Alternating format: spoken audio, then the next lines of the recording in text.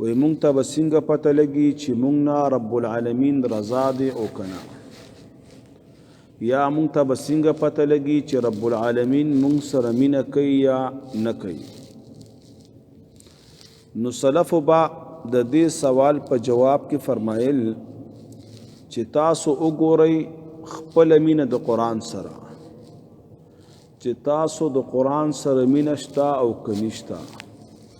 خو د قرآن سره مینه وي نو پته لګي چې رب العالمین تاسو سره محبت ساتي.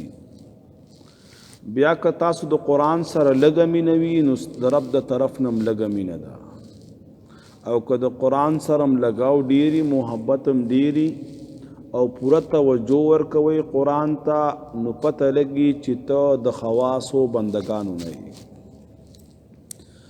ځکه قرآن عظیم الشان یو عظیم سرمایه ده، یو عظیم نعمت دی، او په دې آیات کریمه کې ورته رب العالمین خیر کثیر ویلی دی. دنیا ته رب العالمین خیر ویلی دی، متاع ورته ویلی ده، لیکن هغه دنیا چې په حلالي طریقې سره وګټلی شي او په صحیح طریقې سره مصرف کیږي. ځکه یو حدیث کې راځي، نبی پاک علیه السلام فرمایي چې د حشر په میدان کې با یو انسان د حشر د میدان نه قدم اوچت نکی تر څو چې د دنا د 5 سوالونو نوي شوي او د هغې جوابونه د نوي ورکړي. یو سوال بدا کیږي چې تا دنیا څنګه ګټلې وه او بیا د سره طریقې سره هغه خرچ کړې وه.